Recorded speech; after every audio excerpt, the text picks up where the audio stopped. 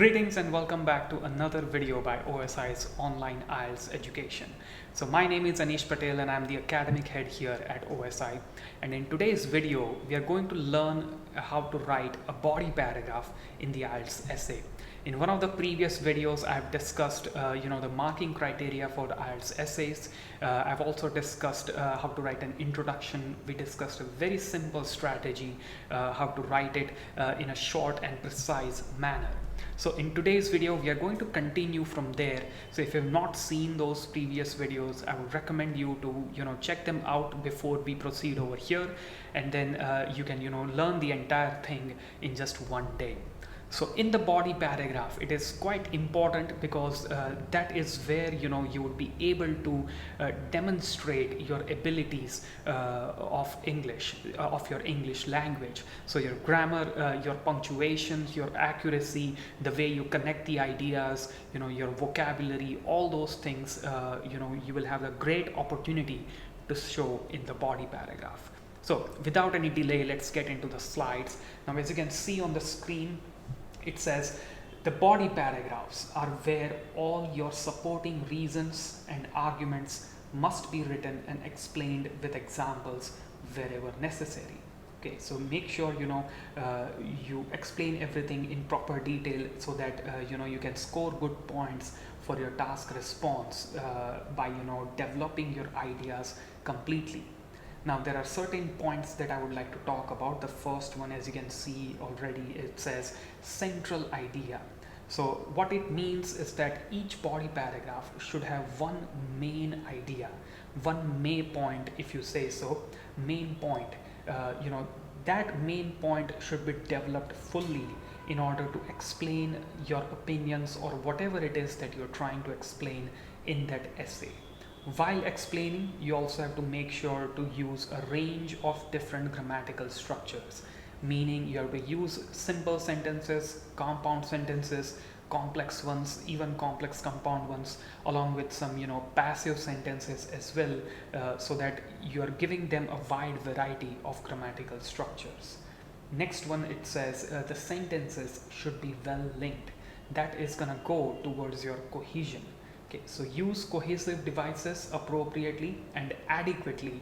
Underusage and overusage will cost you a lot of points. So make sure you only use these transitional words and phrases whenever it is necessary. And the last one, it says avoid repetitions. So the last one, it indicates towards your vocabulary, and not only just vocabulary words, but it also indicates about your ideas. Sometimes some people have a habit of repeating the same idea again and again using different words. You will lose quite a lot of points because of that. Okay, so these are the main points you need to consider when you're writing a body paragraph. Now what we are going to do is we are going to take a look at the same slide again. I've added some additional points. We are going to take a look at all those points. What I've done is I've divided the body paragraph into 6 different sentences. So as per the structure that I have always followed, the structure that I've used in my own IELTS test where I was able to score 8.5 is the same structure that I'm about to teach you right now. So divide the body paragraph in certain number of sentences. What I believe is you should write a minimum of 4 and a maximum of 6 in any body paragraph. Doesn't matter if it is the first one or the second one or even the third one. So let's take a look at the slide now. Now, as you can see, the first sentence, it says establish a theme. So this one should be a simple and a short sentence. It should clearly indicate what the body paragraph contains. This will enable the examiner to predict and to know what to expect in that body paragraph. So for example, if you're writing an essay about advantages and disadvantages, when you start your body paragraph, it is a good idea to let the examiner know that this one contains advantages, the other one contains disadvantages, and so on. The next one, it says introduce your main point.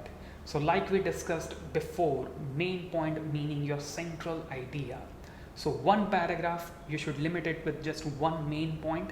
It could have a lot of sub points, a lot of additional minor points or supporting points, but the main central idea should always be just one. So introduce that idea using another short sentence, and then you can proceed to the third sentence, which is explain the point. Now, as you can see, the third and fourth sentence, they're kind of vague. It is not very easy to understand just by these phrases. The fourth one says explain using a conditional sentence. So in both of these points, what you do is you use complex structures. You write longer sentences. You show your ability to use a range of sentences in these two.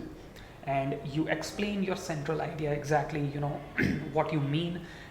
Use a current scenario, a relevant scenario, which is directly related to the topic, and establish the relationship with your main point. So we'll take a look at that in the body paragraph that we are gonna discuss later on. But for now, let's focus on the fourth one. It says use a conditional sentence. Now this one, the reason why I have included it specifically is because it will allow you to write a sentence starting with if. It is very easy to write. It would create a complex structure, which is a very good idea to do use in the body paragraph to show a range of sentences. So moving on from there, the next one, it says example. Now again, I have already emphasized it enough, and even your instructions, the instructions that you see on the question paper also mention that you have to use examples. Okay, so make sure to always include an example in a body paragraph. It makes it easy for the reader to understand your points. And whenever you write an example, try to include real life examples backed by sources instead of personal examples related to friends or family, which sound very informal. And the last one, it says closing statement. So closing statement, it's kind of the outcome of the example or your entire point, or you can even add an additional point which is somewhat relevant to the main idea in your closing statement. Now if you remember, I said that you have to write a minimum of 4 and a maximum of 6 sentences in any body paragraph. So over here, the first one of course is going to be optional. The reason being, when you are establishing a theme of a body paragraph, you don't have to keep on re-establishing it again and again in the next body paragraph as well. So for example, if you are writing an advantage disadvantage essay, if you have written a paragraph in which you have included advantages, and if you're writing another paragraph to show more advantages, you just need to mention the theme once, and that is only in the first paragraph, because in the second paragraph the theme is not changing, it is still the same, so you don't need to write an additional sentence over there. If you write a third one that contains disadvantages, then yes, again you have to make sure that you establish another theme which will give the examiner an idea as to what to expect in that third paragraph. Okay, so back to the slides. Now another one that is optional is the last one and the second last one. So examples, sometimes your central ideas might be very easy to understand, so there is no need to provide an example in that paragraph. You can include it in some other paragraph. And closing statement, again, it is not very not very important, but if you have some additional points, then you can always go on and include it. Okay, so that's how you decide which sentences you can eliminate whenever you're writing a paragraph. Now let's take a look at the question. As you can see on the screen, this is our essay question for today. What we are gonna do is write a first body paragraph. Okay, now you can already see the question and the introduction. I've written this introduction using the same strategy that I discussed in one of the previous videos. So again, I would like to remind you, if you have not seen it, make sure to check it out. You will learn how to simplify the introduction enough so that it's easy for you to write without wasting any time in the real test. So the question, it says, these days young children spend a lot of time using computers, tablets and smartphones. Some people think that introducing children to technology at a young age is beneficial. Others believe that they would benefit more from playing traditional games. Discuss both views and give your opinion. Now as you can see in the introduction, I've used 2 sentences. The first sentence is just a paraphrasing. Instead of these days, it says nowadays children are more dependent on technology, due to which few believe it would be productive for them to have such exposure. while the rest advocate conventional games. So traditional games, conventional games, and then the first view has been paraphrased in the previous clause of this sentence.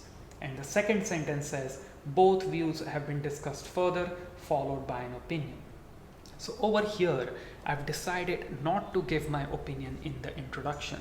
When you say that both views have been discussed further, followed by an opinion, it basically means that you're going to discuss both the views first, and then you will write a separate paragraph that contains your opinion, or what you can do is also include your opinion in the conclusion.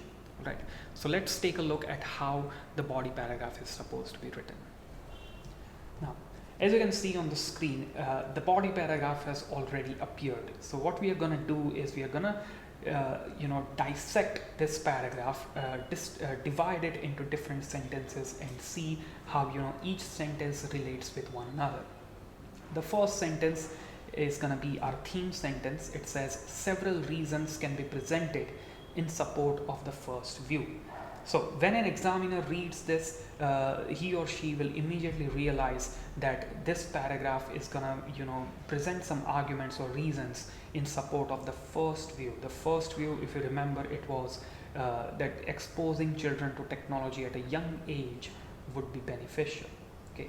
Now the second sentence, it says, to begin with, technology provides both entertainment and education. Now that is my central idea over here. That is my main argument. It is my main point to prove that first view is worth it, to prove that first view is reasonable. Okay, so it says technology provides both entertainment and education. So these are the two benefits that I've listed. Now, as an examiner, I would expect that both these benefits have been discussed in the following sentences. So now the third sentence, like I said, it's going to be a complex structure, and in that third sentence it is always a good idea to include a current situation that is relevant to the scenario. So as you can read, it starts with a linker again. It says these days most technological paraphernalia are easily accessible and affordable for most income groups. Everyone knows that in almost every household each member has a cell phone, not just a cell phone but a smartphone.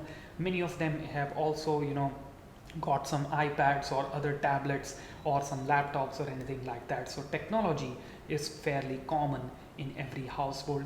It is very easily accessible, very easily affordable by any income group. Okay, so this is the current situation, and then when you write a conditional statement starting with if, it would indicate that in this current situation, if something like this happens. So something like this as in what? So let's read further. It says if parents allow children to use such devices at an early age, they can efficiently learn to make productive use of technology for both entertainment. So then there is a definition of entertainment in form of games or movies, and education in form of various applications or training videos. So again, the conditional statement is just here to prove that it would be beneficial given the current situation that everyone is already able to afford technology. So why not let children use it? Why not let them use it for entertainment in games and movies, and also why not let them use it for education, for looking at various training videos and using certain applications. Now applications could be a bit vague, so I've given an example in order to explain that. Now this is a very good idea to do. Find out anything that is vague, unclear in your sentence and give an example related to that. That will give you extra points for your cohesion and coherence as well. It is logically developing the story and making sure that the reader is able to understand every single piece of information that is given in the paragraph. So the example says, for example, the smartphone application Duolingo allows users to learn foreign dialects at their own time without any expenses and makes it a social experience where learners can interact with others around the world. So not only it is used for education, it is also used for social connections, where if you are a learner, you can use it to talk to other learners like yourselves around the world and share some strategies, share some ideas and whatnot. And then finally there is the closing statement. It says, as a result. So as a result of everything that has been mentioned in this paragraph, acquiring new languages can enhance creativity and assist students to develop a better career while saving costs and time.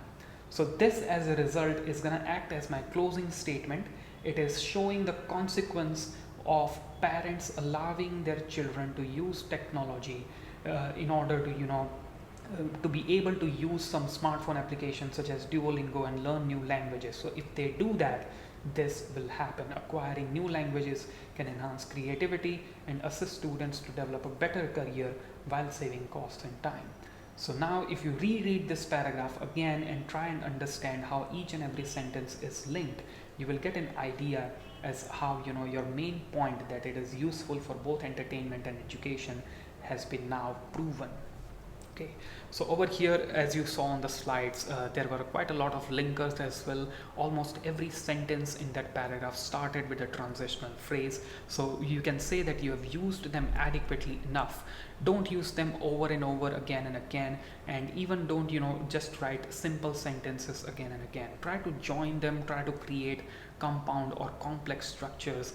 That way you are able to maximize your score for grammatical range as well. And I would also recommend to rewind a little bit, then pause your video when you are at the body paragraph and see if there are too many word repetitions. I've tried to maximize the usage of vocabulary over there, even content related vocabulary such as the words like paraphernalia, dialect, which was in relation to Duolingo, and all those things that will give you extra points for your lexical resource, right? So hopefully you enjoyed today's video. If you did, then give us a like, share it with your friends, leave us a comment, share your feedback, and hope to catch you in the next one. Make sure you subscribe to the channel, hit the bell icon so that you don't miss out on any future updates. Thank you for watching.